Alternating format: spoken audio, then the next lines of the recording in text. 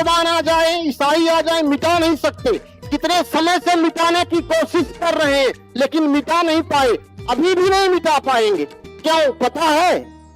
अभी पिछले बार जब हम आए थे तो किसी ने कहा कि हमारे वक्तव्य पर बहुत लोगों ने टिप्पणी की कि आप बहुत ज्यादा बोलते हैं, ब्रह्मा कुमारी बहनों के लिए आप बहुत ज्यादा बोलते हैं, ये ठीक नहीं है। हमने कहा क्यों? बोले ये संस्था बहुत तेजी से बढ़ती जा रही, सनातन धर्म को खतरा है। हमने कहा कि अभी आप ये जानते ही नहीं कि सनातन धर्म को खतरा किससे है। यही बहनें, अभी हमारी आदरणीय पुष्पा दीदी कल हमको दिल्ली में अनुभव सुना रही थी।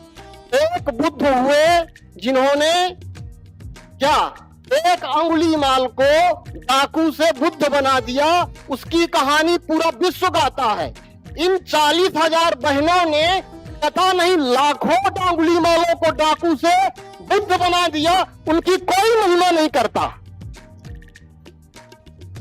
छत्तीसगढ़ में पुष्पा दीदी ने कितने नक्सलवादियों को, कितने ऐसे आतंकवादियों को, एक पंचम सिंह डाकू की हमने यहाँ पर यूट्यूब में देखा कि वो डाकू के ऊपर 1 करोड़ का इनाम सरकार रखी थी और हमारी बहनों ने उस पंचम सिंह डाकू को राक्षस से महात्मा बना दिया।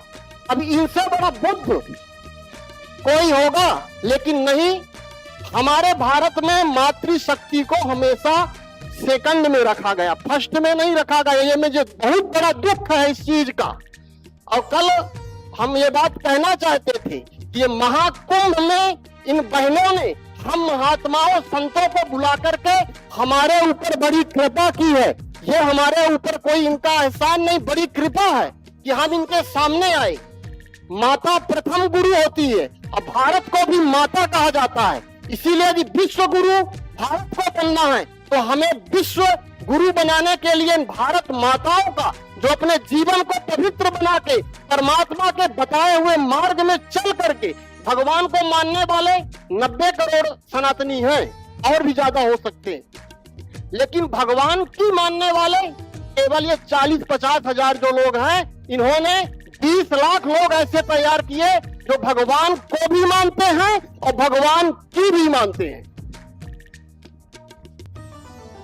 अभी हम एक चैनल में देख रहे थे कि किसी ने कहा कि अब ये कलयुग का अंत आ गया, लेकिन इस विषय पर किसी को चिंता नहीं है। सब लोग आनंद से हैं, अपना अपना कार्य कर रहे हैं। पूरा देश में भय बना हुआ है, विश्व युद्ध की तैयारी चल रही है, चारों तरफ आपस में भेदभाव पैदा हो रहा है। अभी हमारे पूज्य गुरुदेव ने कहा, जन्मेजय जी ने अयोध्या से आए हुए हैं, कि प्रेम से ही हम अधर्म पर विजय प्राप्त कर सकते हैं। तलवार से, लाठी से, डंडे से कदाचित ये संभव नहीं है। लेकिन एक साध्वी जो है धर्म संसद में दिल्ली में बोल रही थी कि सबको एक एक तलवार रखनी पड़ेगी, तब जो है जाकर के धर्म की रक्षा होगी। भारत ऐसा कभी नहीं था, कितना भी भारत पर आक्रमण हुए, लेकिन भारत ने उसका उत्तर शांति से, प्रेम से भी ही दिया। इसीलिए अभी भी भारत अक्षुण्ण है, अखंड है और हमेशा अखंड रहेगा, कितना भी कोई ताकत लगा ले।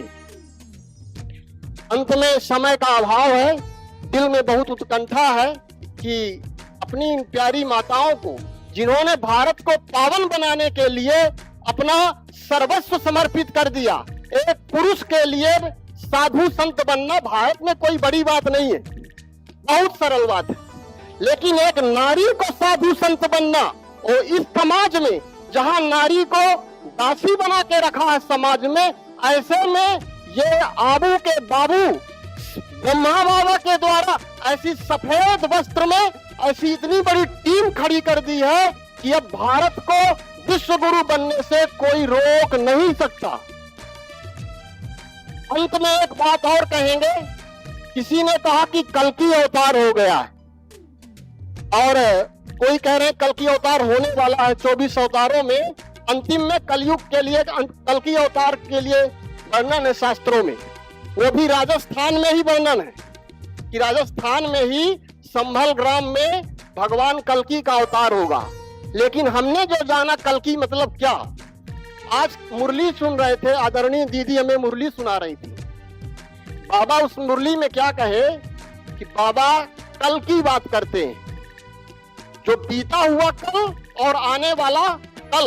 एकमात्र संस्था है ब्रह्मा कुमारी जिसमें कल की बात होती है। इसीलिए हमारा मानना है कि कल की अवतार हो चुका है। इस बात को माने चाहे ना माने, जो लोग इंतजार कर रहे हैं कल की अवतार का कि वो आएंगे तब जो है अधर्म का विनाश करेंगे और धर्म की स्थापना करेंगे, कल की स्वर्ग की चिंता सबसे ज्यादा ब्रह्मा कुमारियों को है। केवल ये लोग, पूरी योजना इनकी यही है कि किसी भी तरह ये जो स्लोगन लिखा है पावन श्रेष्ठाचारी सुखमय भारत, ये कब होगा?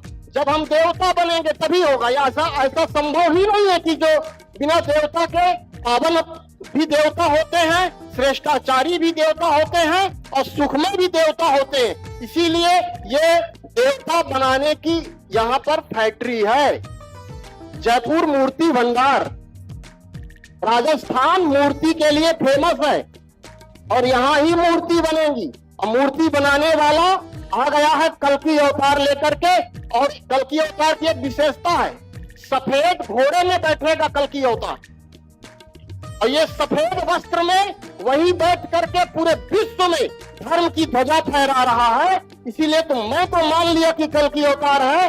जिसको मानना हो माने, चाहे ना माने, लेकिन ये मेरे हिसाब से विश्व में अब परमात्मा अपना आखिरी कार्य करने के लिए पूरी तरह से तत्पर है और वो आधार केवल माताओं को ही बनाएगा, क्योंकि उन्होंने पुरुषों को बना के देख लिया, कोई पुरुष ये काम नहीं कर पाई। तो 140 देश में, हम क्षमा करिएगा सभी महात्मा लोग यहाँ बैठे हैं, 140 देश में किसी की संस्था नहीं है। कितने भी बड़े हम लोग हैं, बड़े बड़े मठों के हम महंत हैं सब लोग, लेकिन 140 देश में कोई नहीं पहुंचा। इसका मतलब क्या है? परमात्मा इन्हीं के साथ है, तभी ये निरंतर बढ़ते जा रहे हैं और ये बढ़ेंगे भी। कि जिसके साथ स्वयं भगवान हो उसको कोई रोक नहीं सकता। ओम शांति। सभी लोग बोले ओम शांति। धन्यवाद।